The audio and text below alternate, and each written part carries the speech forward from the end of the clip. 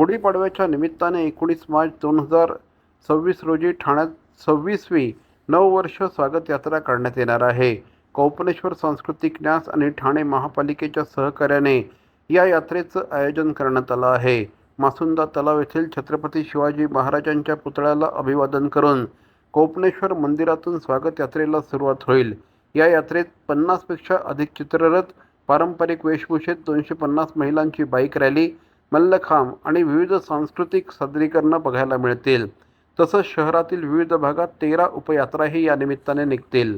कोपनेश्वरपासून जी आपली मुख्य यात्रा निघणार आहेच, पण आता जसं ठाणे वाढत आहे तसं ठाण्यामध्ये ही स्वागत यात्रा ही प्रथा सुद्धा सर्व बाजूंनी वाढत चाललेली आहे आणि त्यामुळे 13 उपयात्रा सुद्धा यामध्ये निघणार आहेत। आणि मुख्य म्हणजे सशक्त ठाणे, समर्थ भारत, वंदे मातरम असे विविध विषय दिलेले होते आणि तसंच सध्याच्या युद्धाच्या पातळीवरती सुद्धा त्या पार्श्वभूमीवरती सुद्धा काही विशेष संदेश देणारे चित्ररथ या ठिकाणी आपल्याला पाहायला मिळणार आहेत। मुख्य आकर्षण जे आहे आपले चित्ररथ असतात आणि या चित्ररथांमधून निरनिराळ्या संस्था आपल्या बद्दलची माहिती किंवा समाजोपयोगी काही ना काहीतरी संदेश देऊन त्याप्रमाणे करत असतात।